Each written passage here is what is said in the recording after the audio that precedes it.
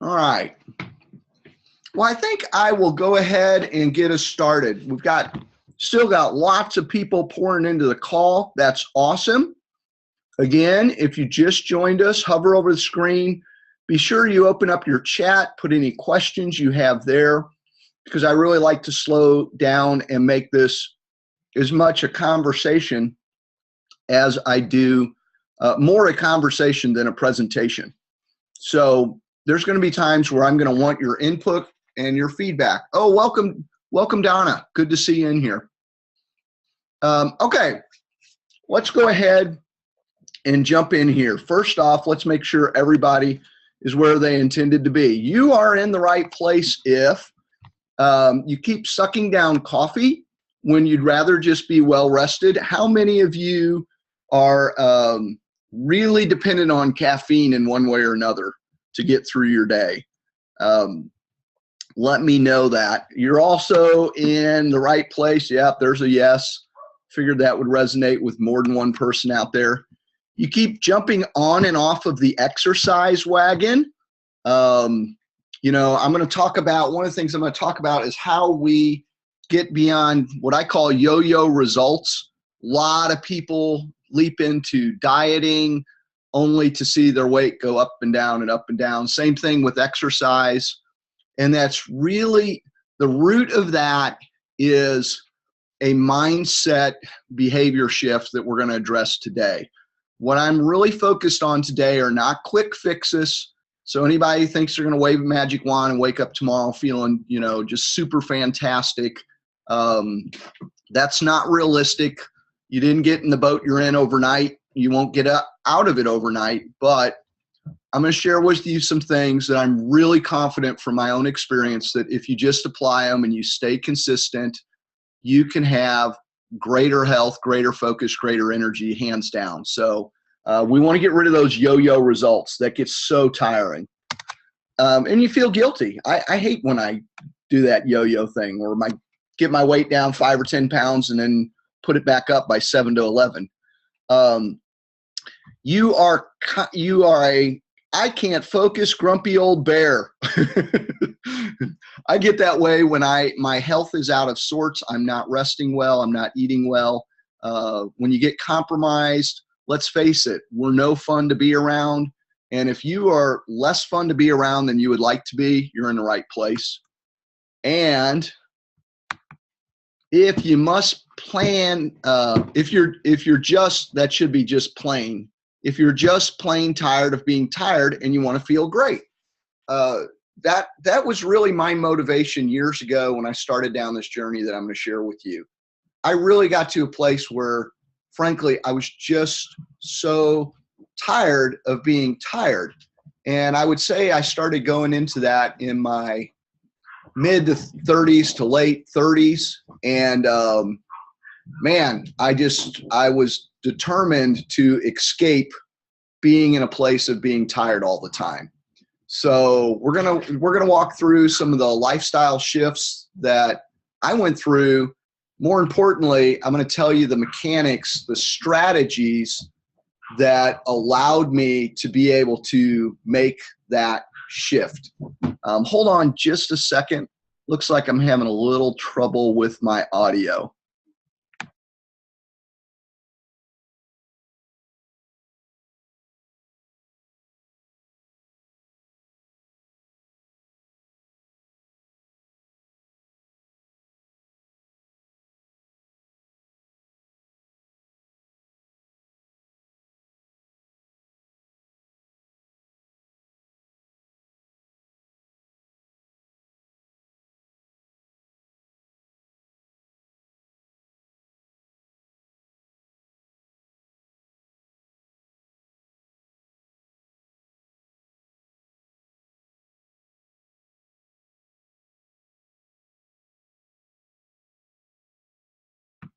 Sorry about that. My audio dropped out a minute. Can everybody hear me fine now? And let me know if you can see the slides okay. I apologize for that. I just had something interrupted my chat. Interrupted my my audio. So let's make sure we're all back in there. I gotta get my chat back open.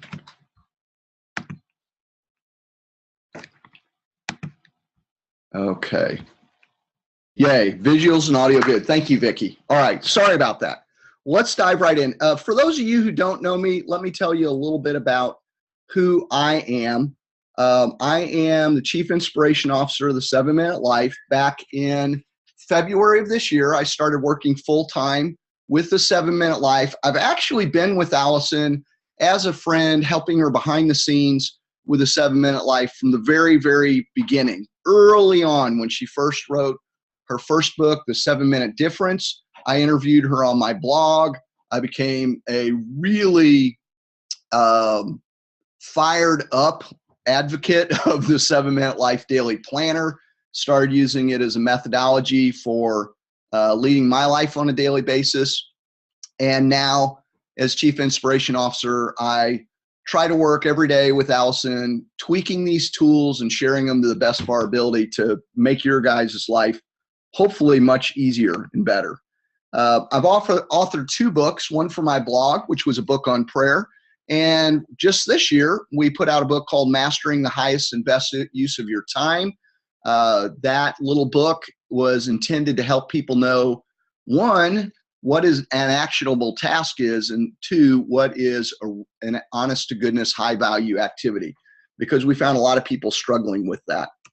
And I've been now, as I said, with 7-Minute Life for the last, 10 months.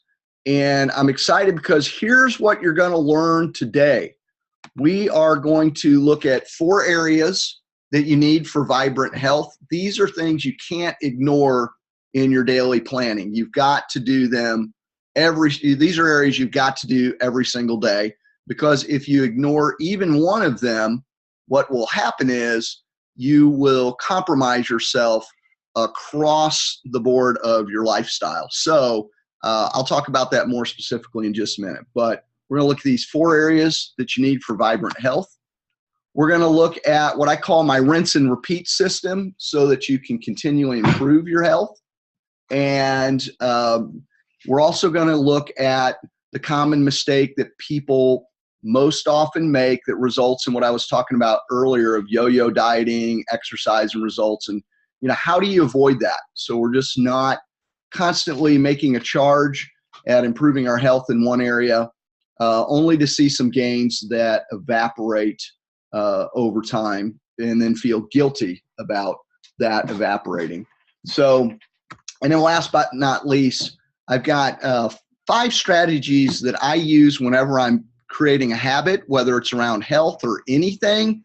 And I'm going to share these 5 strategies with you so that you can create health habits that stick, or really any kind of habit that you want. It can be a work habit, whatever you want to do in terms of a habit. These 5 strategies, they're going to allow you to get started and stay at it and not have it fall apart. So sound good to everybody? If so, let me know over in chat. Welcome to anybody who just came in. Again, I'm John Arnold. Oh, wow. A lot of people came in while I was talking about that, but I haven't seen many of you speak. So if you came on new onto the call, hover over your screen, click on chat, and put in your name. Let me know you're here. And that's where I'll also field questions if we have them. So I do want you to stay right to the end of this call, if at all possible, because that's when we're going to go through those 5 strategies that will make any habit stick. Hey, Yolanda, welcome in. All right, well, let's dive in. I want to give you a little bit background on my story, and I'm curious if it's going to resonate with yours. I have, in general, always had pretty fair baseline health.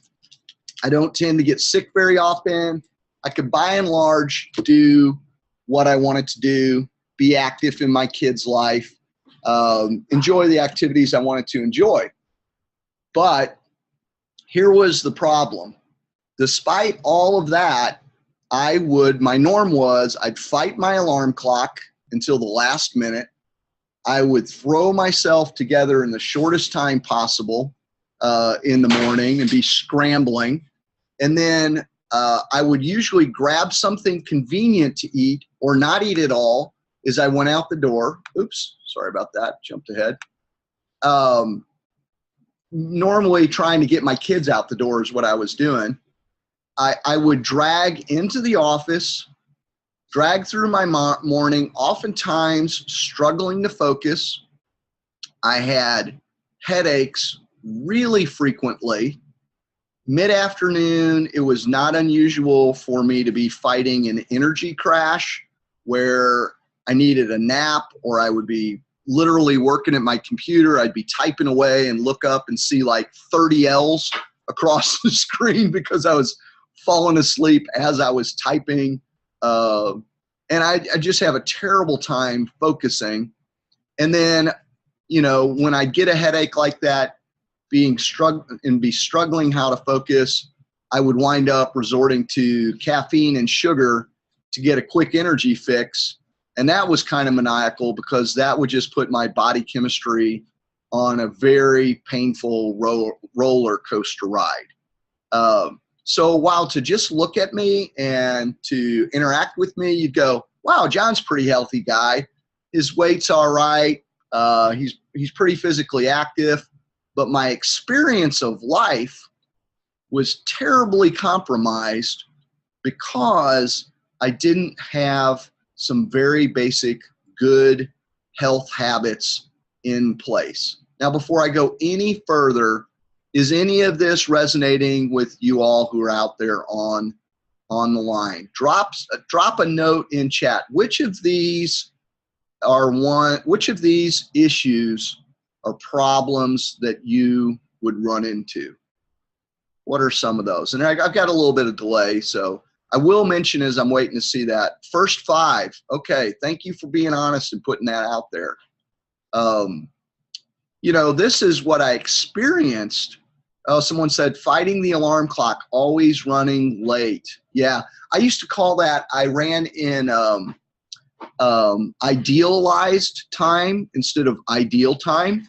You know, and what I mean by that is I used to do this thing. It was like, okay, it takes 8 minutes to get the kids to school, and I would allow myself 8 minutes. Well, the reality was it took 8 minutes under absolute ideal circumstances. Like that means one time I made it in 8 minutes. It didn't mean that's what I could usually do. And so, yeah, I know what that's like. Okay, grabbing food on the run. Yeah, I used to have a problem of fast food bags piling up in my car. That's no fun. That was a big red flag. Afternoon crash because of not eating early in the day. Okay, good. All right. Well, then you're gonna get a lot out of this. You know, the consequence. This is what I experienced, but the consequences of all of that were pretty heavy because it meant that I was poor. I was functioning way below what I could. I was producing poorly.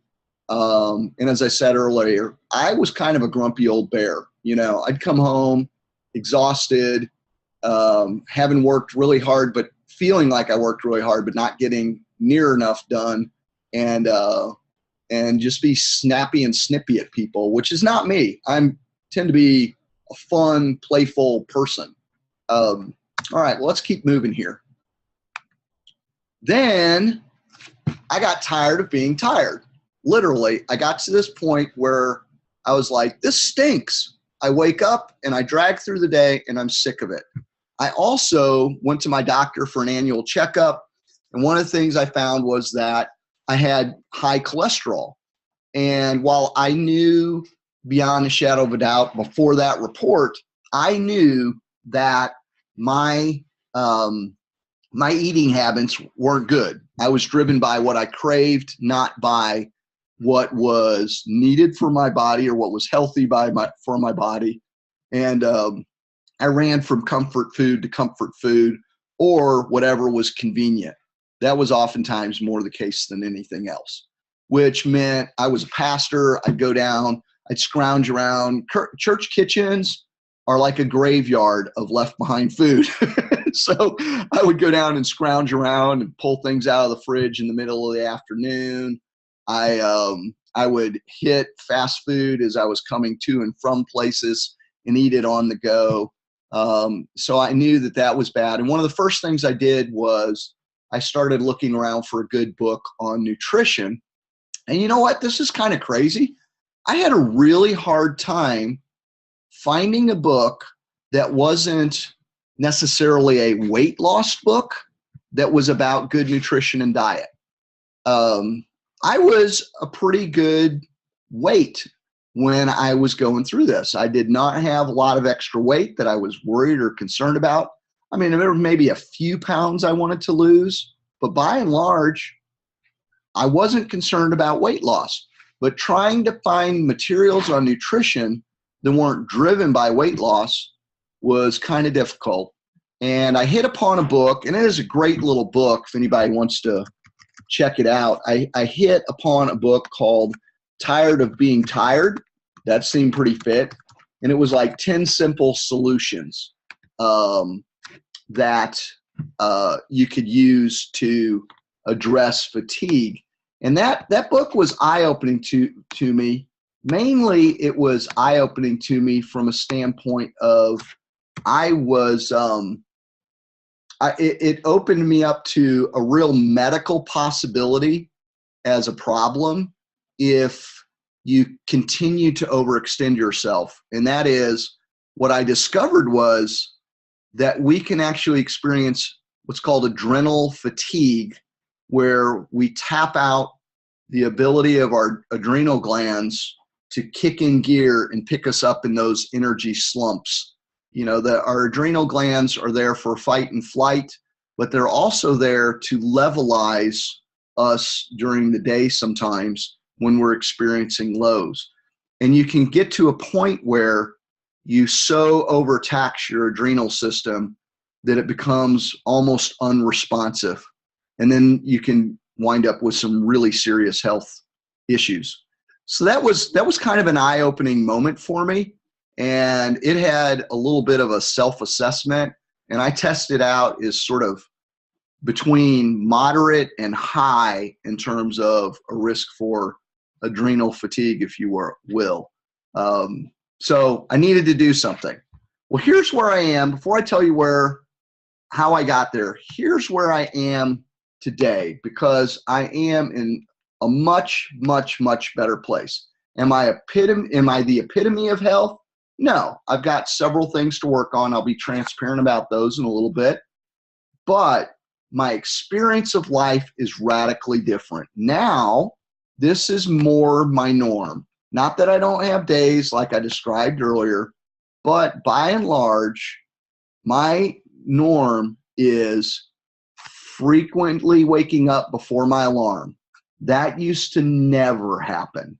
In fact, I set an alarm, but the truth is I probably really don't need an alarm anymore. The morning, I have a morning routine right now that I really enjoy, and it lifts me up in terms of my mind, my body, and my spirit. It's a very holistic routine that I really enjoy, and I don't fight my way through it. I like doing each piece of it. And some of you out there may be saying, I can't imagine that because I'm a night person. Well, I do have to tell you, I have been a quintessential night person. In fact, that's probably, when I said I'd be transparent about my struggles, sleep is my big one that I'm still working on. And I've got some gains I've got to make there. But now I'm waking up before my alarm. I have a morning routine I enjoy. I'm not rushing through the morning last minute. I start the day typically very energized. I start the day able to focus.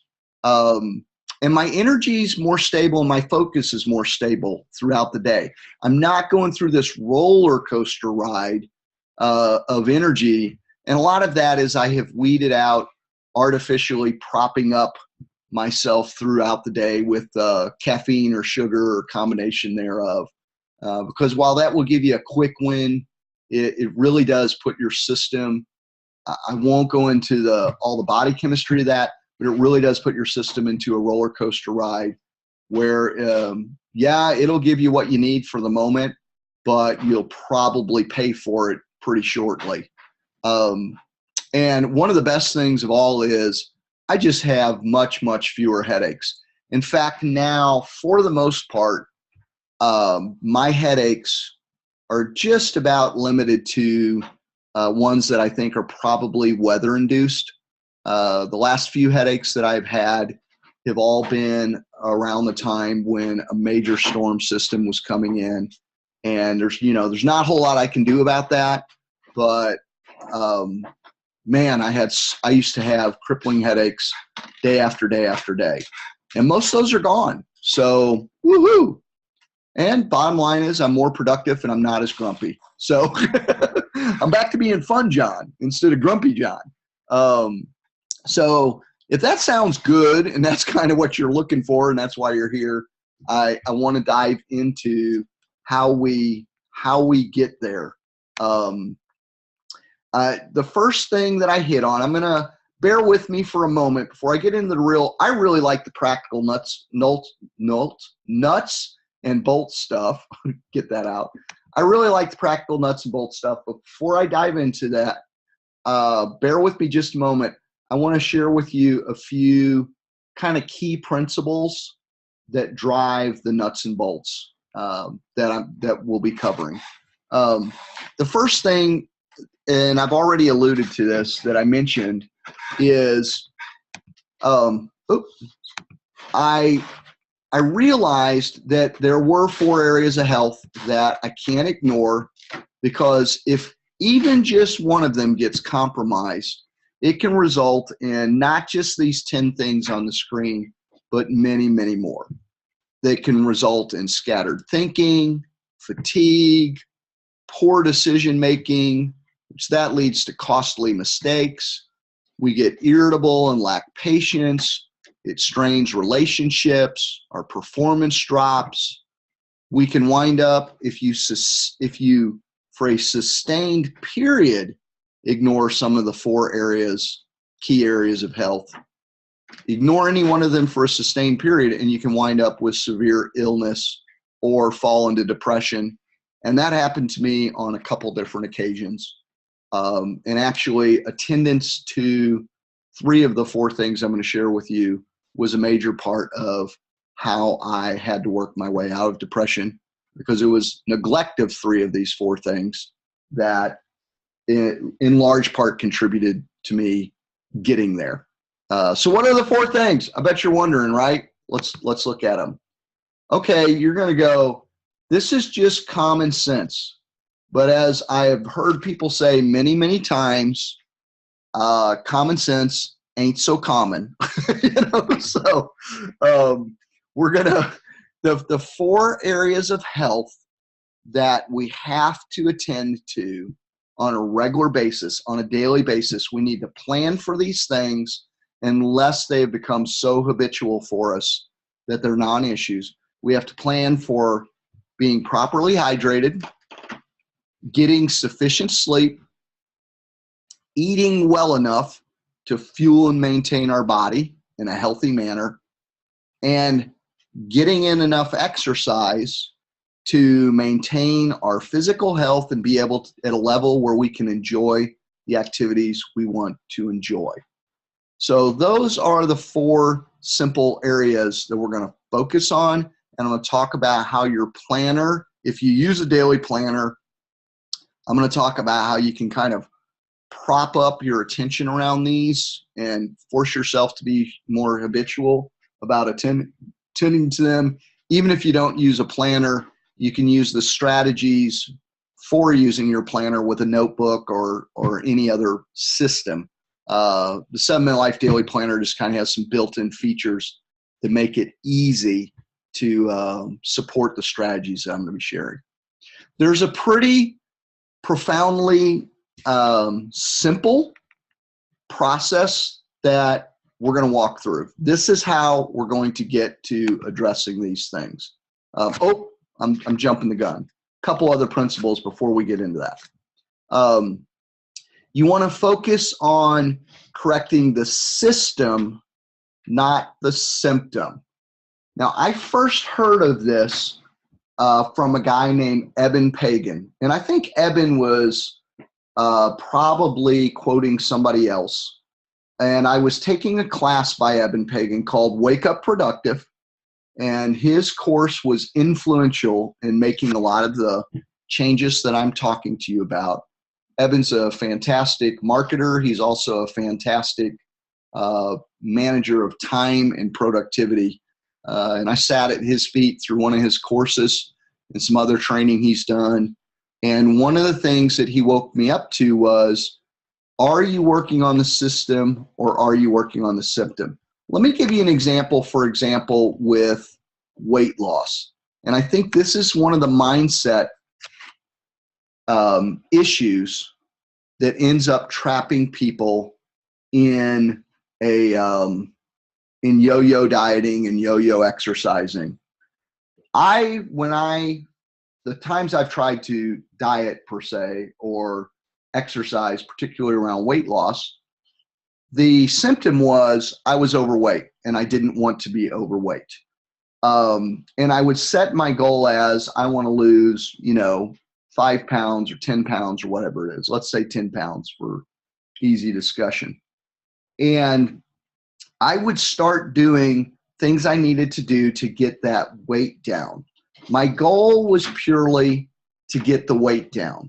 And what would happen is once I hit the goal and I got the weight down, I had achieved it, and I would find myself backing off of the routines and the habits that got me there, because I had fixated my attention and my goal on losing the weight. What I really should have done is fixated my attention and my goal on being a person that habitually had a new lifestyle around exercise or a new lifestyle around eating. I should have made the establishment of the system my goal, regardless of what my weight was. It's kind of like, I'll give you a mirror in a completely unrelated field. Some of you know I'm an ordained minister, and one of the things that I get lots of people coming to me is they want to know how to read the Bible in a year, or how can they read the whole Bible. And they set their goal as reading the whole Bible. And I have told a lot of people, I've said, don't worry about reading the whole Bible. Set as your goal instead establishing a daily habit of reading, and you will read the Bible many, many, many, many, many, many times. So does that make sense, the difference between focusing on the system, fixing the system, versus fixing the symptom? If it does, just say something in chat. Let me know if you have questions around it. I'm going to pause here for just a moment. I know that may sound almost simplistic, but it's really critical, because this is where people get tripped up mind-wise, or mindset-wise.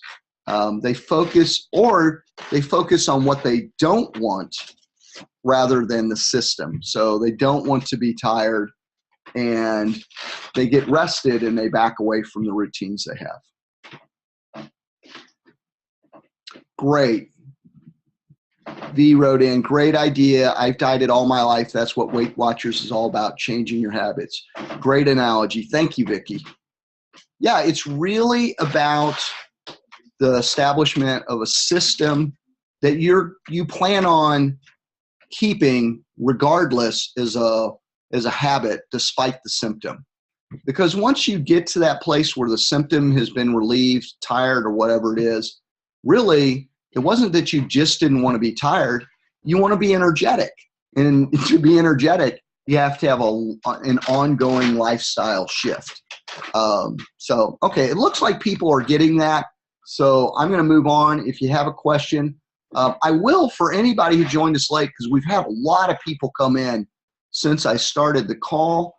I would take a moment, hover over your screen, find the chat bar, click on chat, and that way I can see your questions. If you put it anyplace else, don't use the Q&A feature, use the chat bar because I'll be able to see it there.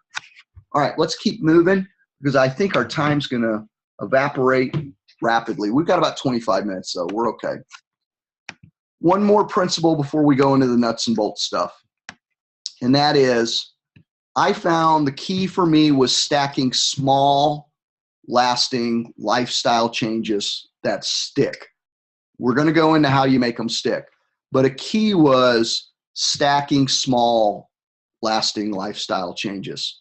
I was really bad when trying to improve my health about making resolution size, like New Year's resolution size, grandiose, sweeping gestures to try to improve my health. So, you know, it'd be like, I'm going to get in shape, and I would join a gym, and I would have a written up routine I was going to follow 5 days a week, and I was going to simultaneously change my diet, and I would have all these things that I would try to, you know, leap into.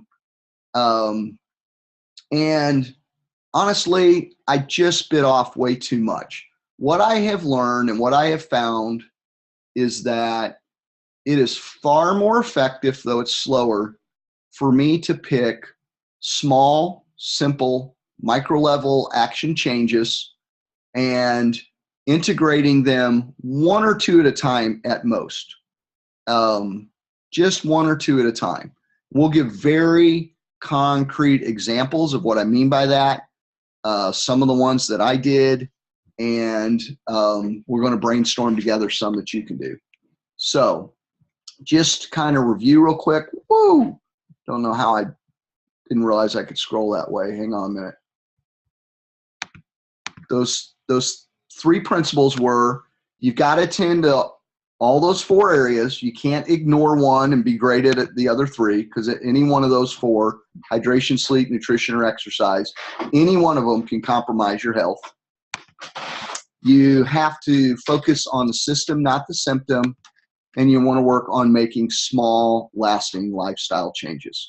So here is, I've called it the painfully palm to forehead and gloriously simple 4 steps to continual health improvement. Not that I expect anybody to remember that, but it's going to be so obvious that at first you're going to want to dismiss it, and I don't want you to do that until we get purely till the end of this. And then if you don't believe me, that's fine. But I ask you to test this out. What you need to do, and I'm going to talk about them in a slightly different order because I didn't have time to change this slide before we got started. I made a last-minute shift. But here are the 4 things you want to do. You have to assess where you are. You really need to know and own the reality of where you are. You have to come to terms with the fact that your nutrition is poor or your sleep is poor. You really have to understand how far off the mark you are from where you want to be able to track your course.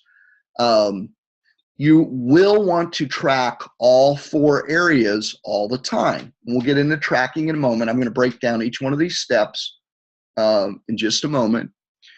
You'll want to identify a micro action.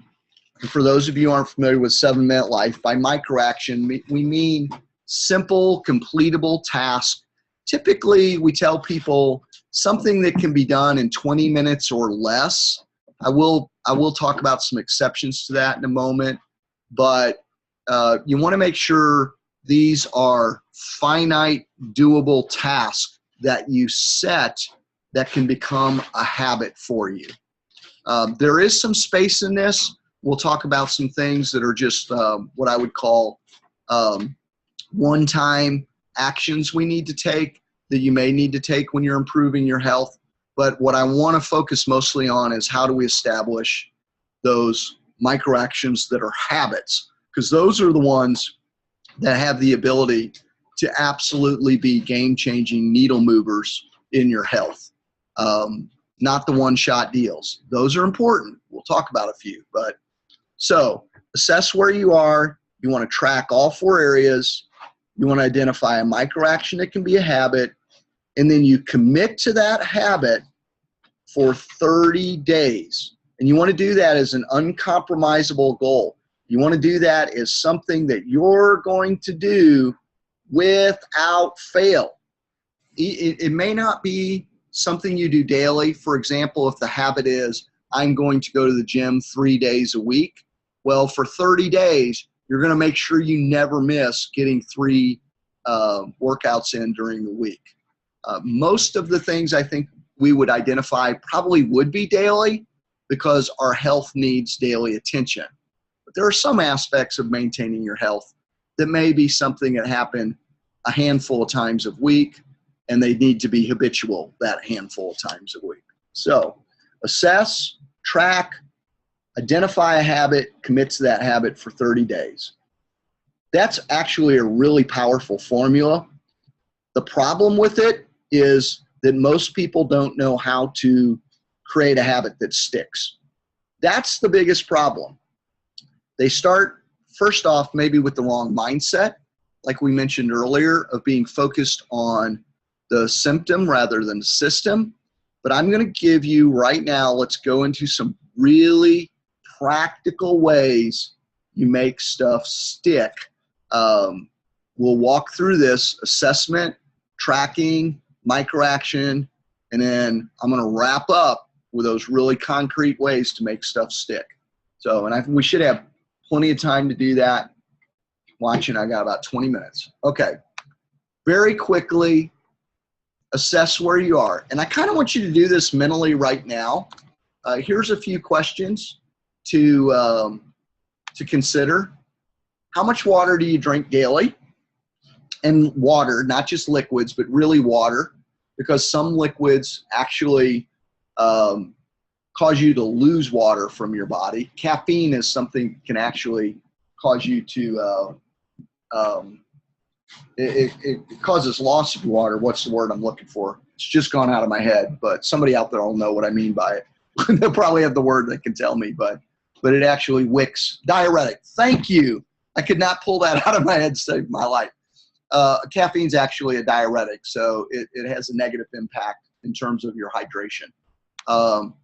Are you caffeine dependent? And just in general, on a scale, and this I want you to do right now, on a scale of 1 to 10, how would you rate yourself for being well hydrated on a daily basis? Just kind of hold that in your head, put it to the side for a moment, but how well would you consider yourself well hydrated on a daily basis?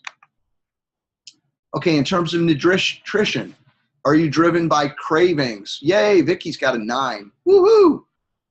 Do you start your day with a healthy breakfast? Is your diet well balanced? I'm not going to go into specifics of nutrition because we could spend a week of webinars on that. Sherry, you're feeling way low on that whole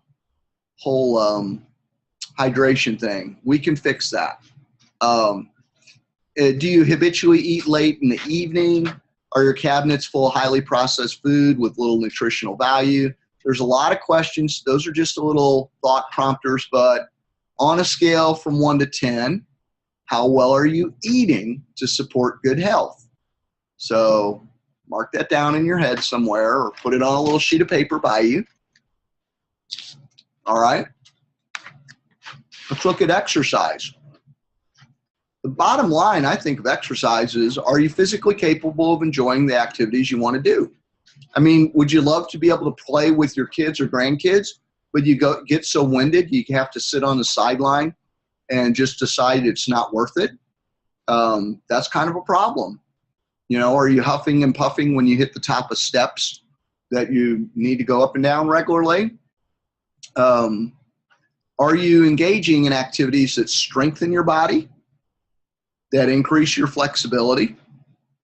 And are you doing things to improve and maintain a healthy heart and your respiratory system?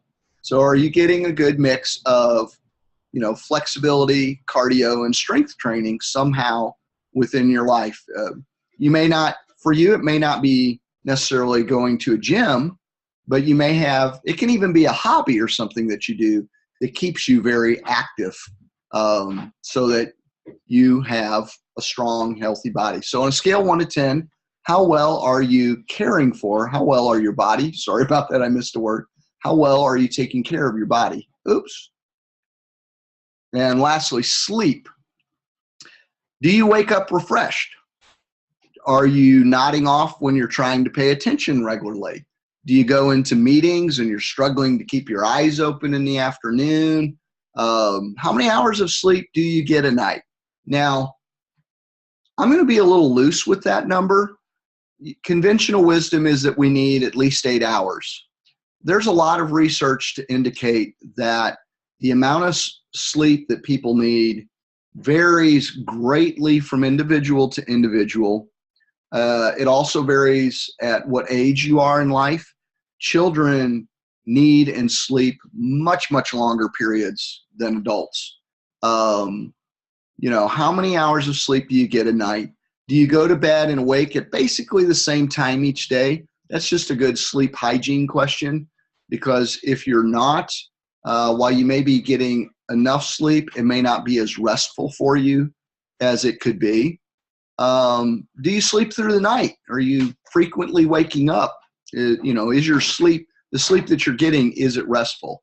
So on a scale of 1 to 10, how well are you sleeping? And now that we've kind of just done that really quick sort of thumbnail assessment, I want to ask everybody, because we'll use this for fodder for discussion for the practical stuff we're going to wrap up with. What's the biggest struggle you have? I would look, for me, I'm going to go ahead and put mine in the chat. Sleep, is my biggest struggle. If you could put in your chat what your biggest struggle is, that would be great. And if anybody came in late and you don't know where chat is, just hover over the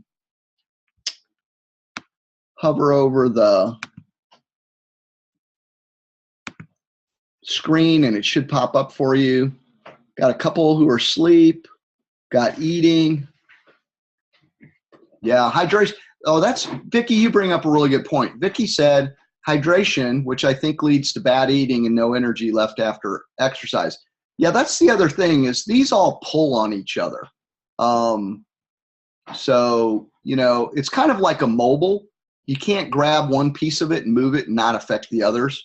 You know, obviously, if you don't have good nutrition, you're not going to have anything in your tank for your exercise. It's going to make exercise hard. Hydration, the same thing. Exercise affects how we sleep. It can both increase it and decrease it. You know, if you exercise right before you go to bed, it can pump up your, it can actually pump you up and make going to sleep hard. Hydration, unhealthy eating, bad eating. Looks like we have a real mix in here. I don't see any clear winner out of them. So we'll mix it up then, what we talk about. If we had one that was a real clear winner that everybody's struggling with. Sleep looks like a biggie though. So, okay, let's keep moving, because I want to focus on what is most helpful for you. Okay. The first thing you want to do once you realize, let's say you've mentioned sleep. I want everybody around the one area that you said your worst one right now. I want you to think right now about micro actions that would help you change that. What is a micro action? And don't limit it to only habits at the moment, but what are micro actions that would help you? Here's some examples, and these are actual examples from my own journey. I now have I'm really good at staying hydrated. In fact, there's a great big old glass of water in my hand while we're doing this, and I've been sipping it throughout. But to be honest, I got started on that journey by doing just one thing, and that was I would drink a ½ liter of water first thing in the morning every morning. That was it. That was my habit I created. One simple action, drinking a ½ liter of water first thing in the morning. And it makes sense because if you, if you think about it, you're asleep. If you are asleep for 8 or 9 hours or 7 or 8 hours, and maybe you didn't eat, you ate 3 or 4 hours before you went to bed. You ate early evening, went to bed late evening. By the time you wake up, you may have gone 12 hours without any fluid going into your body. So when you wake up in a dehydrated state. Most people do. So that was habit. Here's another simple. I started exercising. Now I have a fairly full exercise routine. In fact, I'm really excited to say last night I completed my 50th consecutive day of doing yoga every day. So I'm just going to shout that out. I'm going to celebrate that a little bit with you. But that's not where I started. A couple years ago, I started exercising by doing one simple thing. I walked 15 minutes in the morning. That was it. It was the only thing I did is exercise. But I walked 15 minutes in the morning, and that's how I literally got off my hind end and started getting healthy on an exercise level. Oh, and thank you guys. Several of you are celebrating with me and said congrats on the yoga and yay. And Vicky, I just realized I was just looking at your first name. Vicky Davis is a good friend of mine. Hi, Vicky. So glad you're in here. Sherry, good to see you in here too. Here's a couple other things. Now, sleep. I'm going to lie a little bit here. Establishing a set bedtime. That's not from my own journey. I'm still fighting sleep. That's one I got to work on. But that is a good example of a habit that's a microaction. Now, this nutrition one green smoothie a day, that is one I practice. And it's usually what I do in the morning. There's a great website out there. If you Google 30-day green smoothie challenge, I think if you Google that, you'll probably have a zillion pages that pop up that are in any one of the first several should take you there. But 30-day green smoothie challenge is something I ran into. It's two young women who they just encourage people to drink a green smoothie, and they tell you how to make them and line it all out, one a day. That now is a simple microaction that I do every day that makes sure that I get fruit and vegetables into my diet that are basically good, raw, unprocessed, whole foods every day. And that's what I start my day with. I'll have a green smoothie, which is, for me, some of you are going to go, oh, that's so gross. Well, maybe that's not your solution. But for me, I do almond milk with spinach or kale, 3 cups of all kinds of different fruits. And I blend it into a smoothie, and sometimes I supplement it with protein powder or other things. But this is the sort of thing I mean by a microaction. It's a single solitary item that you pick. Now, I would love to hear, some of you were sharing the things that you struggle with. If you could, in the chat, just for a moment, let's brainstorm together. What are microactions around the things you're struggling with that you could do? And we're going to look at which ones are habits and which ones are just things you may need to do. While you're doing that, I'll mention some, like, for example, around hydration. Around nutrition. A habit might be, my first habit was to start having a healthy breakfast. I didn't look at anything else. I just looked at, I'm going to try to have a healthy breakfast before I get out the door. I'll eat whatever I want, my other meals, but I'm going to start with a healthy breakfast. That's a habit. There were some microactions I took that were not habits, that were every bit as valuable, that fed, no pun intended, other habits. For example, I weeded out things from my cabinets at home that I shouldn't be eating.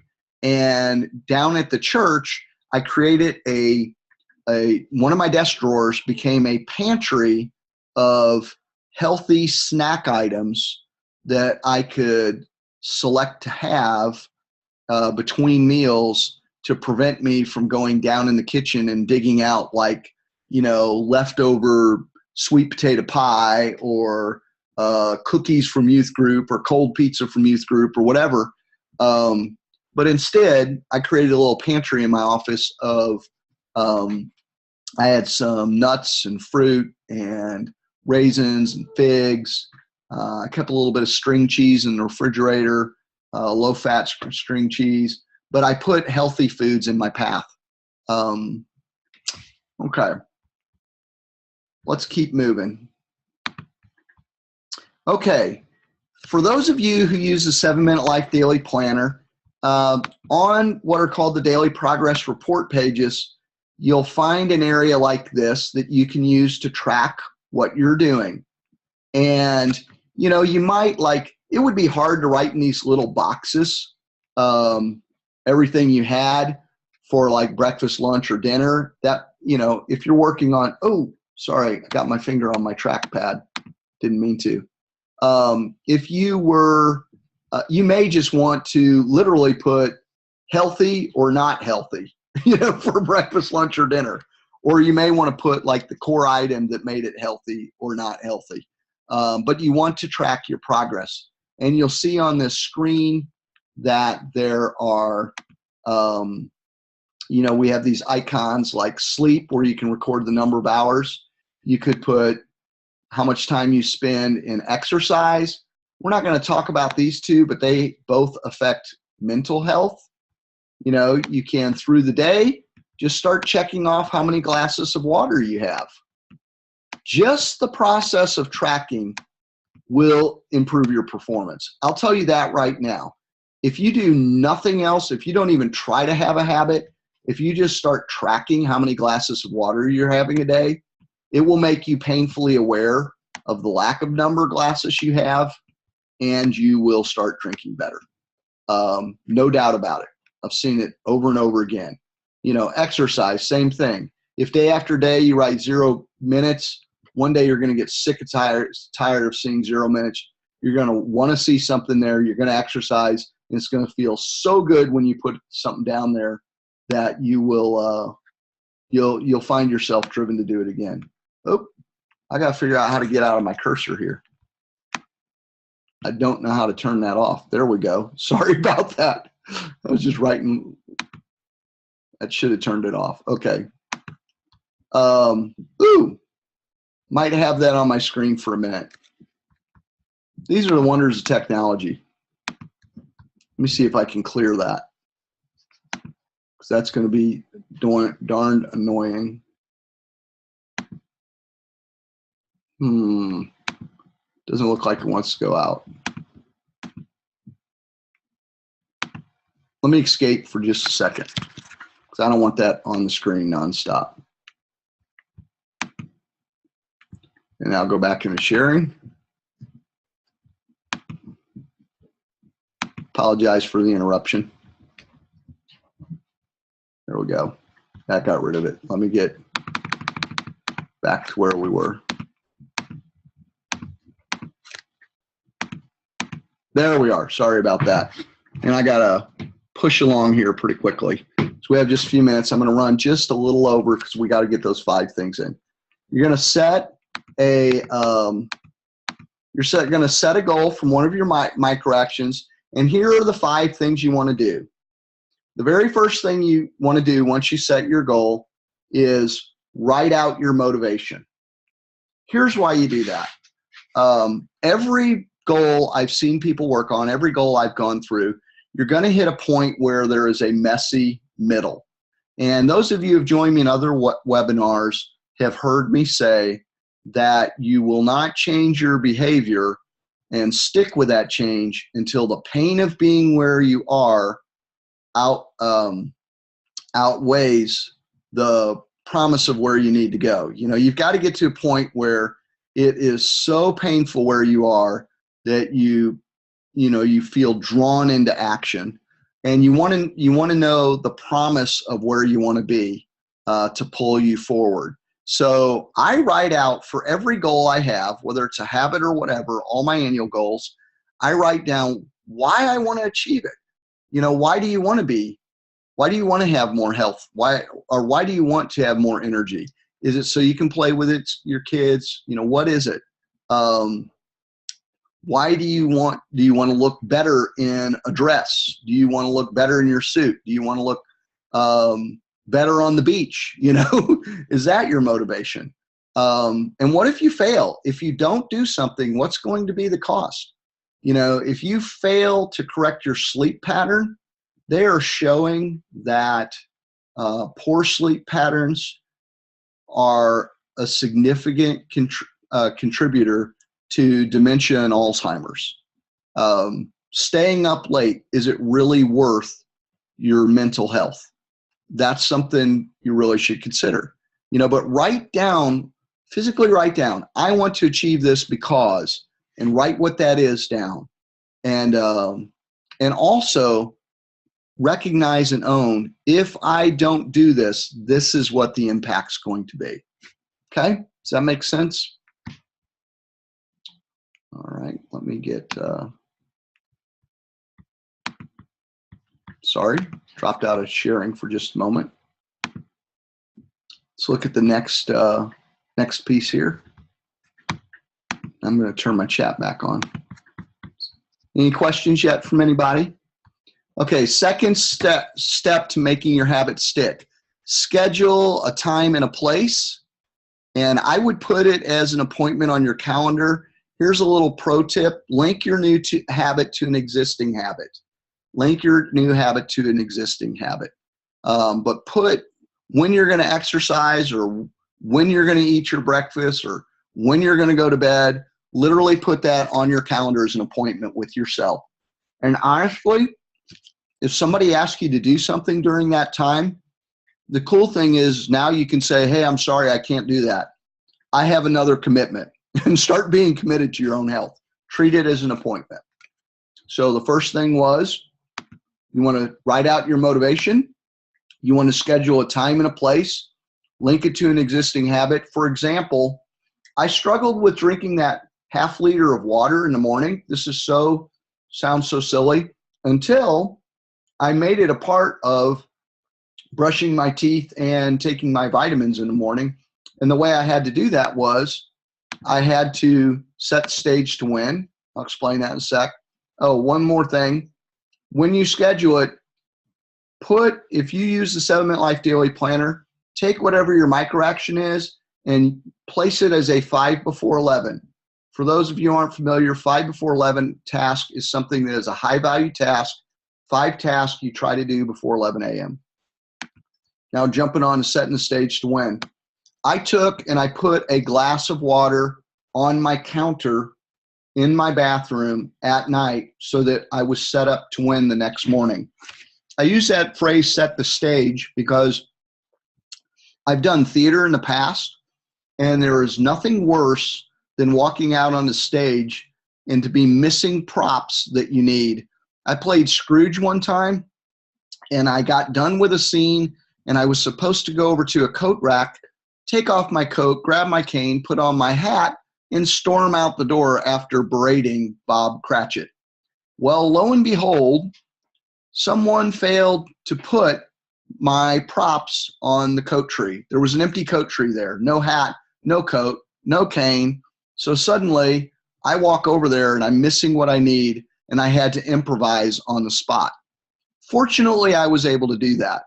What happens more often than not when we're starting a new habit, if we don't set in place and prepare what we need ahead of time, what happens is, rather than improvise, we'll bow out of sticking with our habit. So if that means, what's your on-ramp? What's it going to take for you to do what you need to do? Like go to the gym. Are you going to need tennis shoes? Do you need a change of clothes? Do you need a gym bag? Do you need a water bottle? Before that's going to happen, set those things in place, someplace where you're going to bump into them, so you have what you need when you need it, and you're setting yourself up to win. Most of us we fail to plan the work it's going to take to set ourselves up to win. And we just got 2 quick other ones. Establish triggers. So what are I use visual reminders. When I have a new habit, I put out sticky notes. I write on my mirror in my bathroom with a dry erase marker. Sometimes I will link whatever it is I'm trying, a reminder to a common activity that I have. You know, and I need to grab a good example of that right now. You know, for example, if I'm going to do something in a morning routine, like right now, I have to walk my dog every day. So one of the things I did, this is a mental health thing. I want to learn something new every day. I have linked listening to podcasts with my morning walk with my dog every day. And that's just an example of what linking is. It's not a strongly health-driven one. It could be every time you order a drink, you're now only going to order water, you know. Or here's a good one for hydration. Like I work with a timer when I work in my office where I set a timer in 25-minute intervals. It may be that you're going to take a drink of water each time your timer goes off. So I think you get the idea. And you can physically set alarms. The beauty of our phones are they can be with us almost all the time and remind us of anything we want to remember to do. So you may think of others. I don't think we have time. We're at the end or a couple minutes over, so I don't really have time to brainstorm other triggers with you. This is the last piece where I think many of us fail to keep a habit is, you know, we don't plan on the fact that things happen. It's going to break down at some point. So where might your plan break down? What is a break point in your plan? For example, my green smoothies, I prepare them ahead of time. I freeze the fruit and the spinach in mason jars that I can just pull out and dump in a blender every morning. Well, that's fine and dandy until I travel. I now know when I travel, one of the things I do is I will buy, I know where I can get green smoothies that I like. I know what stores tend to carry them. And like while I'm here at my mom's, I'm not going to fix up and freeze a bunch of green smoothies. I'm going to go grocery shopping this afternoon for her. And when I do, I'm going to stock her refrigerator with some prepared green smoothies, which are a little different than I normally would do. But hey, they'll do. You know, what does rainy weather affect your plan? You're not going to be able to go out and run outside because it's pouring. Well, can you do an alternative indoors? Can you go to the mall and walk? Can you go on a treadmill somewhere? You know, have a backup plan so that you can be uncompromising and know what that alternative is. Well, that's about it. If you have questions, I am going to stick on the call to answer questions. I will leave you with this one last word of advice. I used to have a friend who all the time would say, prior planning prevents poor performance. I can hear him in my head when I say that. Prior planning prevents poor performance. Your planner really is your best friend. If you don't have a 7-minute life daily planner and you want to use the tools that I mentioned earlier, you can always go to our website and on our tools page, that's the 7minutelife.com/tools. You can download a copy of the daily progress report pages for free, and you can see what I was talking about earlier, or you can order a planner from our store. Whether you do that or not, I would get yourself a notebook where you can write your motivations down and you can track your progress and you can write out what your goal is going to be. And thank you. Thank you, Vicki, for saying that you loved and enjoyed this. Does anyone have questions? And do let me know. Was this helpful? I would love to know if you had an aha or something helpful in the midst of this. Next week, we are, those 3 elements. Good. V says, presentation was very informative. Thank you. Thank you. I look forward to hearing your successes. Your planner really is your best friend in all this. You want to track your elements using something like that little graphic. You want to leverage 5 before 11. You want to make appointments with yourself. Next week, we're going to cover unfinished task. So now is the time if you want to go into 2017 with a clean slate. You've got 7 weeks. Golly, I almost cringed to say that. You've got 7 weeks to clean your plate before you go into the new year and set goals for the new year. Deidre asks, I enjoyed this. Will you share the slides? Yes, everybody, there will be a replay. I will email out to you the link for that replay.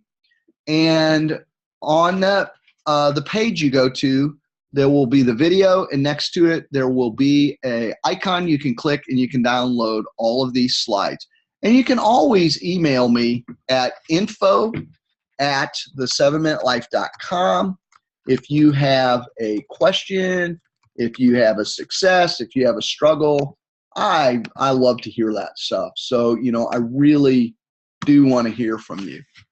Thank you, Deb. Oh, cool. You got a planner. Yolanda, thank you.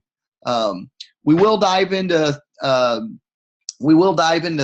unfinished task next week. I did 2 years ago.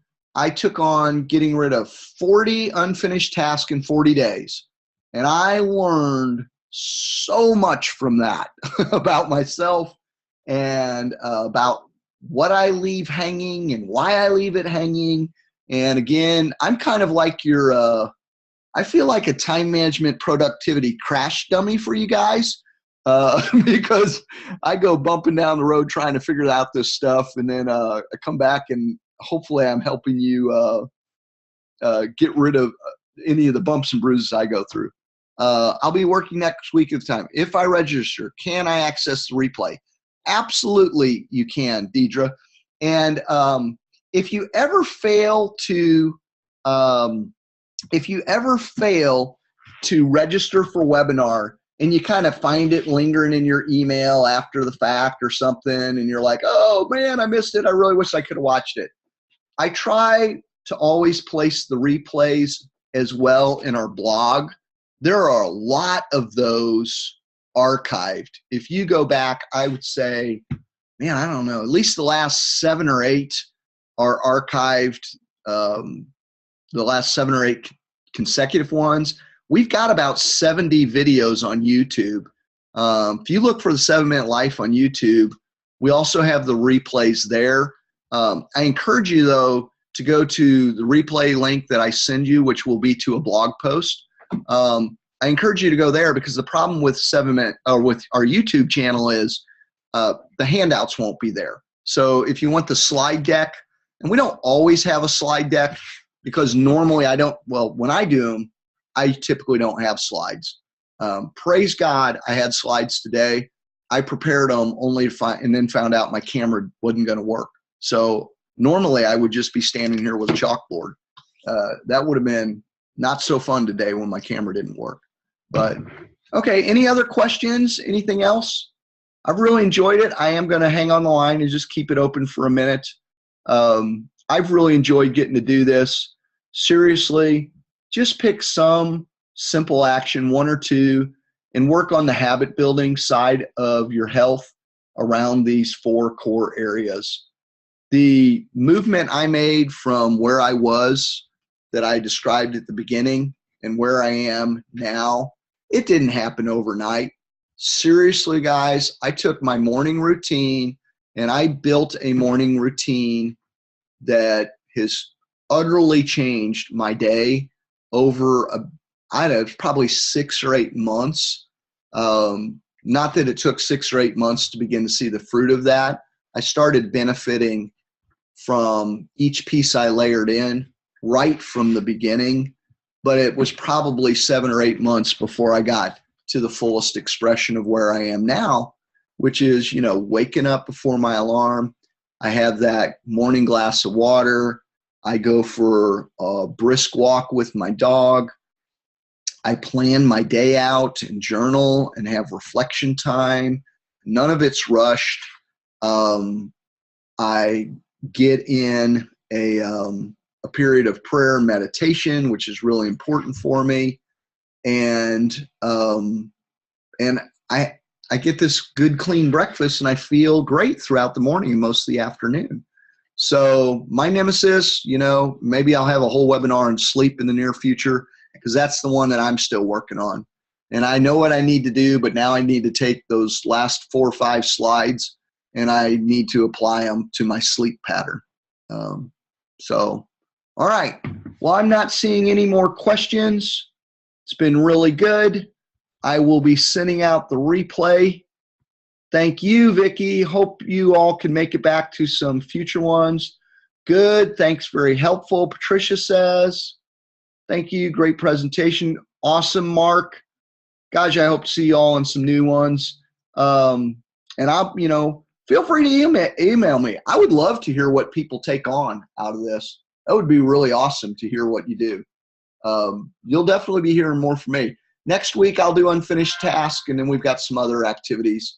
I got some other great webinars coming up. We're going to wrap out this year really strong and set people up to be able to set goals and crush those goals in 2017.